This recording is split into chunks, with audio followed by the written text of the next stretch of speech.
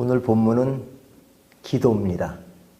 누가 기도하는 내용이냐면 다윗이 기도하는 내용입니다.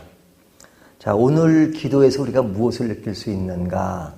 그의 기도가 굉장히 간절하다는 것을 느낄 수가 있어요. 1절을 보면요. 여호와여 내가 주를 불렀사오니 그러죠. 이 불렀사오니라는 표현. 또 그 뒤에 보면 내가 주께 부르짖을 때라는 표현.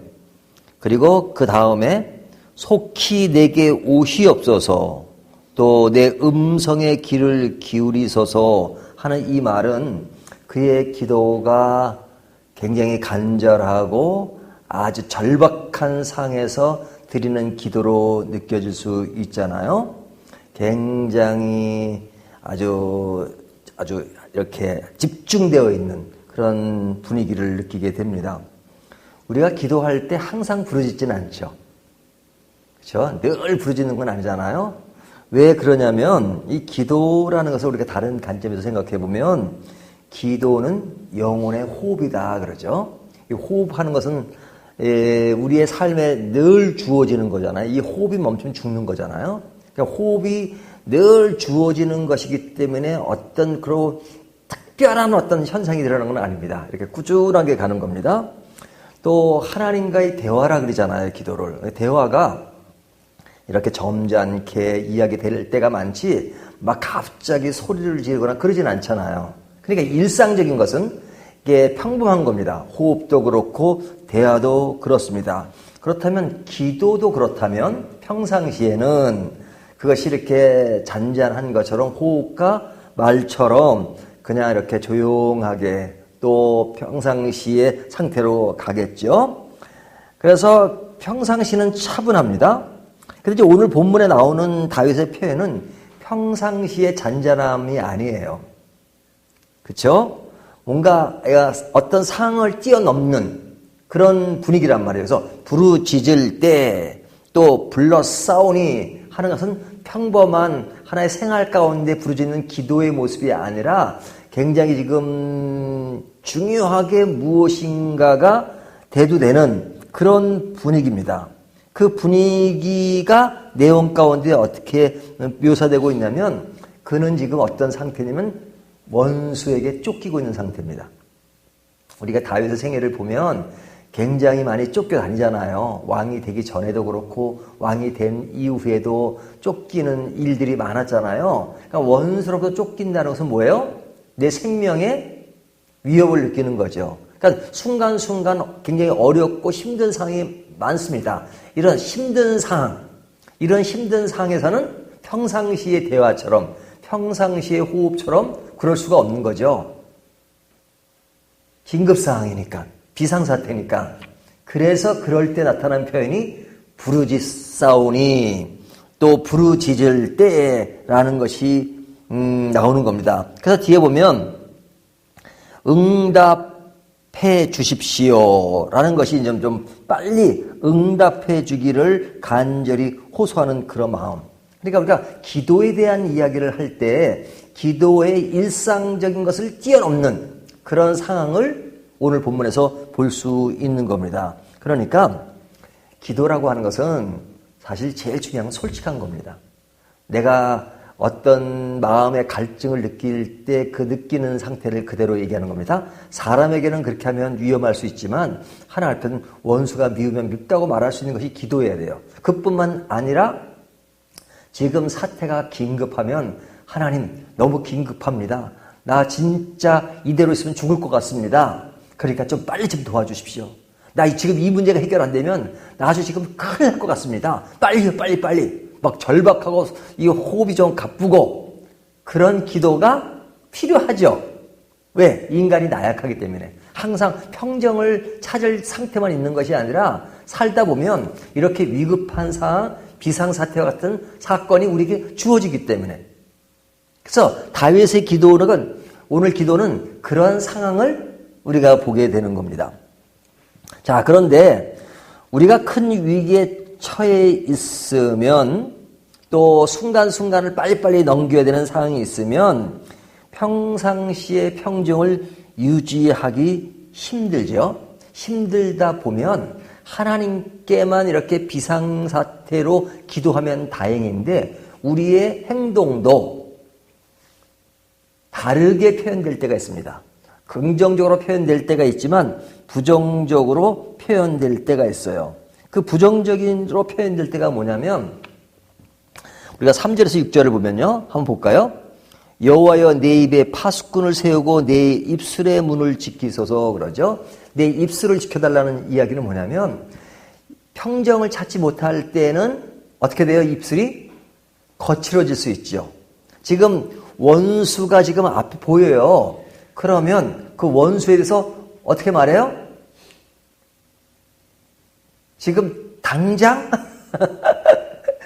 죽여주십시오. 뭐 그런다든지 아니면 뭐 욕을 할 수도 있고 그렇잖아요. 그러니까 기도로서의 어떤 위급한 상황의 기도 상황이 될 수 있지만 내 삶의 모습, 내 지금 마음의 모습 이것은 평정을 찾지 못하고 지금 굉장히 위급한 상황에서 모든 것들이 다 용납되어질 수 있는 그런 분위기란 말이죠. 그래서 그 분위기를 아는 다윗은 그런 상태에서 위기 가운데 내몰아지는 그런 것이 아니라 그러면서도 또 한편으로는 생활 속에 평정을 찾을 수 있도록 기도하는 겁니다. 그러니까 내 입을 지켜주십시오 라고 말하는 거죠. 4절을 보면 내 마음이 악한 일에 기울어 죄악을 행하는 자들과 함께 악을 행하지 말게 하시며 그들의 진수성찬을 먹지 말게 하소서. 자, 악을 행하는 자들과 함께 하지 말게 해 주십시오. 자, 위급한 상황이 되면 그 악한 사람과 똑같아질 수 있죠. 그렇죠? 저기서 막 나가니까 나도 막 나갈 수 있단 말이죠. 뭐 기도고 뭐고 그냥 기도는 기도대로 막 그냥 하면서 그냥 행동은 그냥 막 나가요. 막 나가. 왜? 비상사태니까 뭐 이거저거 따질 거 없고 위급한 상황이니까 절박한 상황이니까 그렇게 나갈 수가 있단 말이죠. 그런 위험성을 지금 다윗은 하나님께 기도하는 겁니다. 내 마음이 악한 일에 기울이지 않도록 기도하고 있고요. 5절을 보면 의인이 나를 칠지라도 은혜로 여기며 책망할지라도 머리에 기름같이 여겨서 내 머리가 이를 거절하지 아니할지라 그러죠. 자, 이럴 때 의인이 그에게 좋은 이야기를 해도 안 들어올 수가 있죠. 그렇죠? 또 특별히 그 의인이라고 하는 것이 이렇게 어떤 권면을 하거나 뭐 그래서는 안 된다거나 할 땐 자기의 생각과 반대되는 자기의 처한 환경과 반대되는 이야기를 할 때는 더 화를 낼 수도 있고 그 말이 들어오지 않을 수도 있단 말이죠. 그러니까 그러한 의인의 권면에 거절하지 않도록 해달라고 지금 기도하고 있는 거죠. 뿐만 아니라 6절, 7절을 보면 악인의 자리에 들지 않고자 하고 또 그들에 대해서 자기의 입장을 분명히 하겠다는 의지를 강하게 보이고 있는 겁니다. 그러니까 자, 이런 말 있잖아요.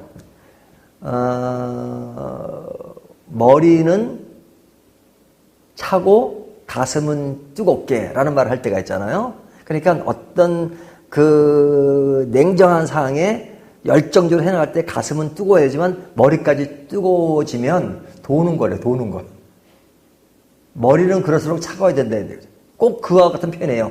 우리가 하나님께 기도할 때 비상사니까 정말로 큰 소리로 부르짖고 기도해야 되지만 그렇게 기도한다고 해서 우리의 머리까지 뜨거워지면 안 된다 이거죠.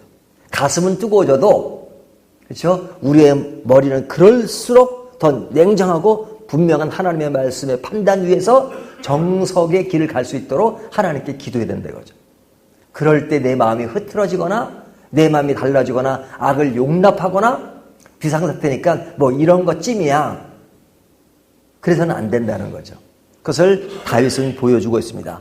그러면서 세 번째 이야기는 뭐냐면 그는 그러한 상황 속에도 평정의 상태를 취하는 기도를 하고 있는데요. 그 기도가 뭐냐면 자기로 향합니다. 그 기도가. 자, 우리가 원수와 관계, 인간 관계 속에서 상대방에 대한 분노가 생기면 모든 시선이 누구에게로 갑니까? 나에게로 가지 않고 상대방으로 갑니다. 그렇죠? 나는 자꾸 잃어버려요. 상대방에 가요. 상대방이 문제고 상대방이 잘못됐고 그러면서 나는 슬쩍 숨겨져 있습니다. 하지만 다윗의 기도에서 우리가 볼 수 있는 것은 이런 상황일수록 나중은 누구로 향하냐면 자기로 향해요. 8절을 보세요. 주 여호와여 내 눈이 주께 향하며 내가 주께 피하오니 내 영혼을 빈궁한 대로 버려두지 마옵소서. 여기 주어가 뭐예요? 내 눈이, 그렇죠? 내 영혼이 내가 주께 하고 내가가 나오죠. 이 내가라는 말이 나올 때는 어떤 이기적인 그럴 때도 이런 말이 나올 때가 있어요. 하지만 여기서 나오는 내가라는 것은 뭐냐면 지금 굉장히 위기 상황 속에서 초점이 누구에게로 간 거예요? 내게 이렇게 나오잖아요. 그러니까 내 영혼을 빈군한 대로 버려두지 마옵소서 하고 지금 자기를 성찰하는 거잖아요. 자기를 성찰하는 겁니다. 9절을 보면 나를 지키사 그들이 나를 잡으려고 놓은 올무와 악을 행하는 자들의 함정에서 벗어나게 하옵소서. 누가? 내가. 그죠? 그들의 올면서 내가 벗어날 수 있도록 나를 지켜주십시오. 해서 누구를 지켜달라고 그래요? 나를 지켜달라고 그러죠. 나를. 또 10절을 보면 악인은 자기 금율에 걸리게 하시고 나만은 온전히 면하게 하소서. 나만은 나에게 어떤 집중되면서 나에게 온전히 면하게 하소서라고 기도한단 말이죠. 물론 원수에 대한 상대방을 인식 안 할 수는 없죠. 하지만 자기에게로 초점이 맞춰지면서 어떤 평정을 찾으려고 하는 그런 모습을 보여주고 있습니다. 그러니까 그는 그 위기 속에서 최종적으로 모든 것이 누구에게 직결돼요? 자기 자신에게 직결되고 자신과 하나님의 관계 속에서 그 문제를 해결하려고 애를 쓰죠. 자, 이 문제는 어떻게 벌어진 겁니까? 원수와 나의 관계예요. 그렇죠? 원수가 나를 죽이려고 하고 나를 힘들게 하니까 그런 상황 속에 누구에게 기도하는 거예요?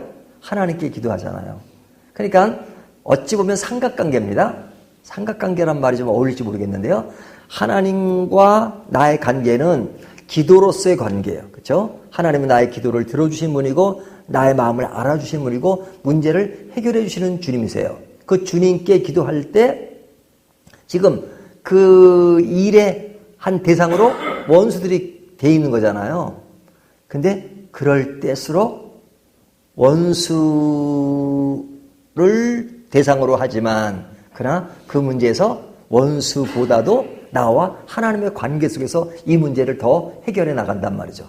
그러니까 하나님 나를 지켜주십시오. 나를 어떻게 보호해 주십시오. 또 내가 여기서 그들의 위험에 빠지지 않도록 해 주십시오. 물론 그들에 대한 심판을 얘기하기도 하고 다 하죠. 하지만 하나님께 하는 것이죠. 왜? 원수와 직접 부딪히기가 힘든 경우가 많잖아요. 우리가 스스로 원수를 다 치고 그러기가 쉽지 않잖아요.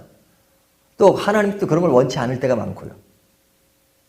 그렇기 때문에 우리는 그럴 때 인간적으로는 위급하니까 하나님께 부르짖는 기도를 하지만 그러나 그 내용에 있어서는 평정을 찾으면서 하나님 앞에 나와 관계 속에서 문제를 풀어가는 모습, 이것이 오늘 본문을 통해서 우리가 배울 수 있는 그런 기도의 모습입니다. 그래서 오늘 제목을 절박할 때의 기도, 어떠해야 되는가.